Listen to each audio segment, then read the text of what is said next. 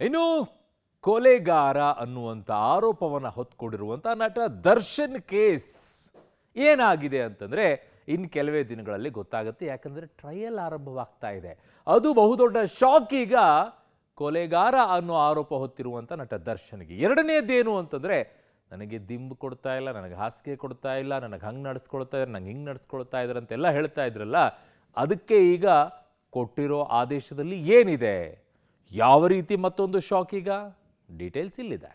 2.5 ತಿಂಗಳ ಆಟಕ್ಕೆ ಬ್ರೇಕ್. ಕೊಲೆ ಆರೋಪಿ ದರ್ಶನ್ಗೆ ಡಬಲ್ ಶಾಕ್. ಆರೋಪಿ ದರ್ಶನ್ಗಿಲ್ಲ, ಹಾಸಿಗೆ ದಿಂಬು. ಇನ್ನೆರಡು ದಿನದಲ್ಲಿ ಆರೋಪ ನಿಗದಿ. ರೇಣುಕಾಸ್ವಾಮಿ ಕೊಲೆ ಮಾಡಿದ ಆರೋಪ ಹೊತ್ತಿರುವ ನಟ ದರ್ಶನ್ಗೆ ಜೈಲಿನಲ್ಲಿ ನಿತ್ಯ ನರಕಯಾತನೆ ಆಗ್ತಿದೆ.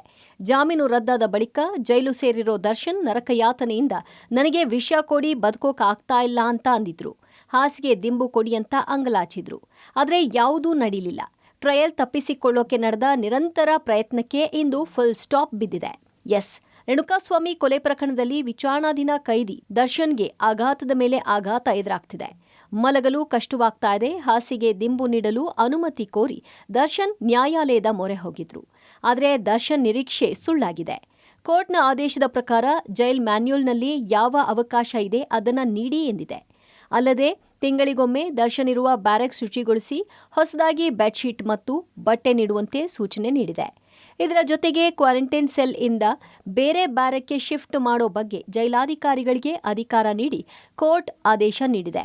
ಹಾಸಿಗೆ ದಿಂಬಿನ ಬಗ್ಗೆ ಸಾಕಷ್ಟು ನಿರೀಕ್ಷೆ ಇಟ್ಟುಕೊಂಡಿದ್ದಂಥ ದರ್ಶನ್ಗೆ ಇವತ್ತು ಕೋರ್ಟ್ ಶಾಖನ ಕೊಟ್ಟಿರುವಂಥದ್ದು. ಯಾಕೆಂದರೆ ಜೈಲಿನ ಮ್ಯಾನ್ಯುಯಲ್ ಪ್ರಕಾರ ಯಾವ್ಯಾವ ಅವಕಾಶಗಳಿದ್ದಾವೆ ಅದನ್ನು ಮಾತ್ರ ಕೊಡಬೇಕು, ಅದನ್ನು ಹೊರತುಪಡಿಸಿ ಯಾವುದೇ ರೀತಿಯ ಹೆಚ್ಚಿನ ಸೌಲಭ್ಯಗಳನ್ನು ಕೊಡಬಾರ್ದು ಅನ್ನೋದ್ರ ಬಗ್ಗೆ ಕೂಡ ಒಂದು ಆದೇಶವನ್ನು ಕೂಡ ಮಾಡಿದೆ. ಜೊತೆಗೆ ಶೀಘ್ರದಲ್ಲಿ ಟ್ರಯಲನ್ನು ಪ್ರಾರಂಭ ಮಾಡಬೇಕು. ಜೊತೆಗೆ ಟ್ರಯಲ್ ಚಾರ್ಜ್ ಫ್ರೇಮ್ ಏನಿತ್ತು, ಚಾರ್ಜ್ ಫ್ರೇಮ್ನ ಬಗ್ಗೆಯೂ ಕೂಡ 2 ದಿನದ ಒಳಗಡೆ ಮಾಡಬೇಕು ಅಂತೇಳಿ ಕೋರ್ಟ್ ಆದೇಶವನ್ನು ಕೊಟ್ಟಿರುವಂಥದ್ದು ದರ್ಶನ್ಗೆ ಬಹುದೊಡ್ಡ ಶಾಕ್ ಆಗಿ ಪರಿಣಮಿಸಿರುವಂಥದ್ದು. ಶುಕ್ರವಾರ ಆರೋಪಿಗಳು ಕೋರ್ಟ್ಗೆ ಬೇಗ ಟ್ರಯಲ್ ಮುಗಿಸೋದಾಗಿ ಕೋರ್ಟ್ ಸೂಚನೆ. ಇನ್ನು ಹಾಸಿಗೆ ದಿಂಬಿಗಾಗಿಯೇ 2.5 ತಿಂಗಳು ಕಳೆದ ದರ್ಶನ್ ಮತ್ತು ಇನ್ನುಳಿದ ಆರೋಪಿಗಳಿಗೆ ಶಾಕ್ ನೀಡಿದೆ. ಇನ್ನೆರಡು ದಿನದಲ್ಲಿ ಆರೋಪ ನಿಗದಿ ಮಾಡುವುದಾಗಿ ನ್ಯಾಯಾಲಯ ಹೇಳಿದೆ. ಈ ಹಿಂದೆ ಎಸ್ಪಿಪಿ ಸಲ್ಲಿಕೆ ಮಾಡಿದ ಮೆಮೊ ಪುರಸ್ಕರಿಸಿದ ನ್ಯಾಯಾಲಯ ಆರೋಪಿಗಳ ಪರ ವಕೀಲರು ಮತ್ತು ಸರ್ಕಾರಿ ಪರ ವಕೀಲರು ವಿಚಾರಣೆಗೆ ಸಹಕರಿಸಬೇಕಾಗಿ ಸೂಚನೆ ನೀಡಿದೆ. ಅಲ್ಲದೆ ಬೇಗ ಟ್ರಯಲ್ ಮಾಡುವುದಾಗಿ ಕೋರ್ಟ್ ಹೇಳಿದೆ. ಇನ್ನು ಎಸ್ಪಿಪಿ ಪ್ರಸನ್ನಕುಮಾರ್ ಅವರು ಮೆಮೋನ ಸಲ್ಲಿಕೆಯನ್ನು ಮಾಡಿದ್ರು, ಆಕ್ಷೇಪಣೆಯನ್ನು ಕೂಡ ಎತ್ತಿದ್ರು.